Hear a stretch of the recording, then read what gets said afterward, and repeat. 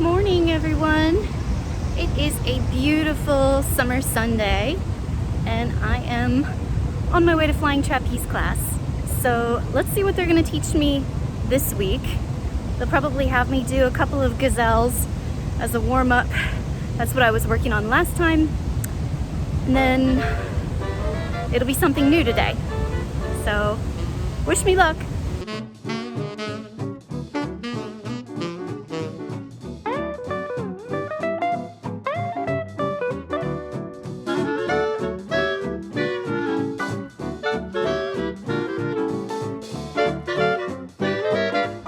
Hi everyone, I'm leaving flying trapeze class now and heading to Pete's Diner to meet Paul. And today's class was kind of rough. You're gonna have those sometimes where nothing feels like it goes right. At first the instructor had me do my gazelle, which was what I did last class. That was my warm-up. And she said that looked great, so it was time to learn something new. And she offered me basically two choices. I could either learn a set split, which would be, you know, another set trick, another with two positions and then a catch. And that would be fine. Or she said I could try a more dynamic trick if I wanted a challenge. And me being me, I was like, I want the challenge. So she tried to teach me a pullover pump shoot, which I then attempted 3 times, I think, and couldn't even get in the first position. Ready? Behind you. Yes, yes, that's what I wanted. All right, let's do a backflip to come down. Keep forward, let go. Whoa. So I'm gonna have to like work on my strength or something.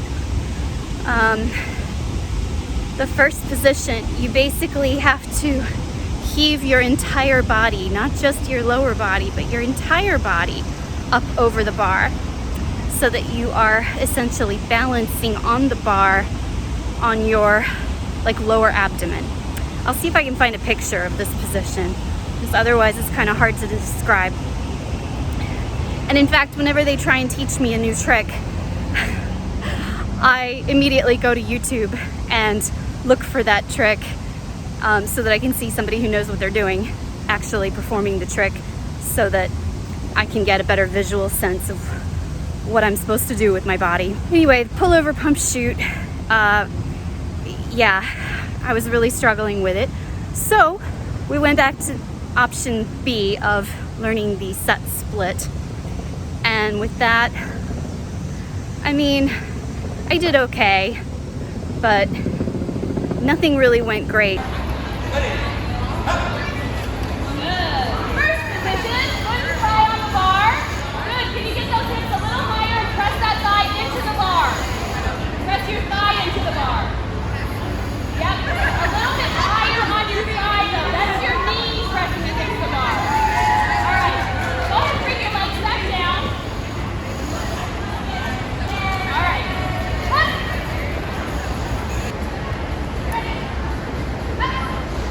Good. First position, those hips high. All right, one more time. First position. Yep. Yes. Press that thigh into the bar. And final. Push. Oh, keep that thigh pressed into the bar. Yep. Can you put the bottom of your foot on the bar again? Yep. Now press that thigh into the bar. Now go into your final. Yes, that's it. Here it comes. Up. Good job. Ready? Up. Good. First position. Yes, put that thigh pressed into the bar. Do not let it come off. Now final. Push your hips through. Push your hips through. All right. Go back. Yep. Push your hips all the way through. All the way through. Up. Ready? Up. First position. Get that thigh on the bar. Yep. Drive it into the bar. All right. No worries. We'll come down. Up. One of the issues that I had was that the pullover pump shoot ripped up my hands. So I was in a lot of pain when I was trying to learn the set split. Probably the last time I shouldn't even have gone because my right hand was bleeding a little. Circus does beat up your hands, y'all. So I might need to get like some weightlifting gloves or something, some grippy things to protect my palms. The trapeze bar is rough to help you grip, and I usually don't put chalk on. I probably should have been putting chalk on every turn this time, but I just didn't know that I was gonna have such a hard time with the pullover pump chute. I didn't know I would need to protect my hands so early in the class. I always put chalk on when I'm attempting a catch because it makes you easier for the catcher to hold on to. Otherwise, I don't typically use chalk. Oh well, live and learn. We'll see what happens next class. I had fun as usual, but yeah, the second hour, my hands were really hurting. And it was kind of relief when class ended, to be honest, so that I can just go eat some brunch and let my hands heal. Hi, good morning, everyone. It is the next day. It's Monday, and I'm about to start my work day. But before I do that, I did want to share a few follow-up thoughts after my challenging flying trapeze class yesterday. So first off, one of the instructors has said to me in the past, when I have struggled with learning a new trick, that sometimes it just takes a while to bake. And I love that because I have a background as a baker, so I often think in terms of baking metaphors too. And of course, some things take only like 15 minutes to bake, like cookies, and then other things take an hour to bake. It doesn't mean that there's anything wrong with the oven per se. The oven being me, or you if you're trying to learn something. And it isn't coming as easily as you hoped it would. You know, some things really do just take a little while to bake. It takes a while for your nervous system to get used to the thing that you're trying to do and for your brain to build those circuits. And it takes some time sometimes to build the strength or the mobility or whatever, if you are trying to learn to do something that is movement oriented. The instructor yesterday did ask me, like before I started learning the pullover pump chute that was impossible for me, she did ask, like, what is your movement background?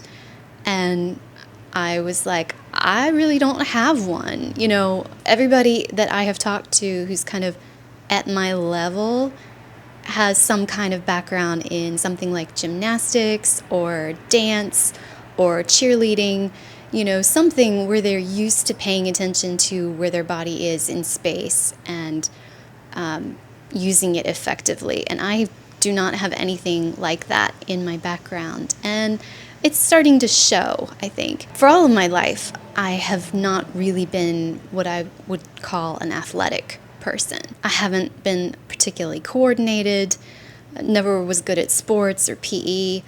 I did run cross country and track in high school, but you know, that's a very specific, narrow kind of fitness. So yeah, I mean, even then, even when I could run like 6 or 7 miles without stopping, and was competing regularly in 5K races, even then, I didn't think of myself as an athlete. I thought of myself as someone who runs, which is not quite the same thing. And I know flying trapeze is not a sport exactly, but it's sports adjacent. It's performance more than a sport, but it's close to gymnastics, and it demands a lot of the same skills. I am knocking on the door of a lot of things that I have no familiarity with and really don't know how to do and have never asked my body to do. I have to decide, like, how hard do I want to work for this, given that it is just a hobby? The answer is I kind of want to work pretty hard for it. I want to be better at flying trapeze. Like, I want to keep going with this. I enjoy it so much, even when it is tearing up my hands. Which I've got bandages on now. Yeah, I really want to get better at it. I'm willing to let it take as long as it takes. I'm willing to let things like the pullover pump chute bake. Maybe it'll take me, 3 or 4 classes before I get that move. But I'm willing to do that. And I just want to keep going. So what I am proposing to do is I've got roughly a month before my next class. So I'm announcing here for accountability's sake, because YouTube is fantastic for accountability, y'all. I am announcing here that I am going to take my workouts very seriously this month and actually push myself in every single one of them. Today is going to be a mobility and stretch workout. I always do that the day after flying trapeze because I'm always sore in like 15 different places. And that is true today. I'm going to introduce a few new types of workouts just to try and make my fitness regimen as well-rounded as possible. I really want to increase my strength and my power. And what I mean by power is like my ability to move a lot of weight quickly, which is different from just pure strength. That's kind of what I need to figure out how to do, is move a lot of weight quickly. I got to be able to get my whole body weight up over that bar, and I'm nowhere near that. So my plan is to introduce plyometrics workouts twice a week. People who do a lot of jumping in their sport of choice, like basketball players or what have you, they do plyometrics. But like you can also do plyo in other ways. Like you can, when you're doing push-ups, you can push yourself off the floor a little bit. That kind of movement really helps, apparently, with building not just strength, but fast strength. I think I may also try doing some Pilates. I've never really done Pilates. I've very occasionally done like a Pilates video on YouTube, but I'm gonna try adding some Pilates because I know it's good for your core. Yeah, I'm just going to really bring it in terms of my workouts this month, and we'll just see what happens. I want to go back in September to my next flying trapeze class like just absolutely ready, and then we'll see if my performance improves. And I'm going to try and document what I do so that I can share it with you all. I don't know what's going to happen. I don't know if this will make a difference. Having never really felt like an athlete in my whole life, like, can this 43-year-old woman become more athletic?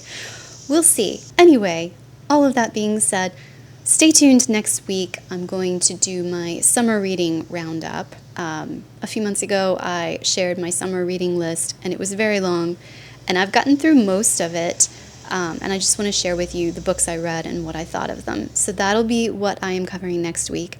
Next week, I am also turning in my pie for the DC State Fair. Not this video, my last video was about my first attempt at my pie baking. I've refined the recipe a little bit, and so next weekend I'm turning in my pie. So stay tuned for that. In the meantime, I wish you a fantastic week, and I look forward to seeing you next week. Bye!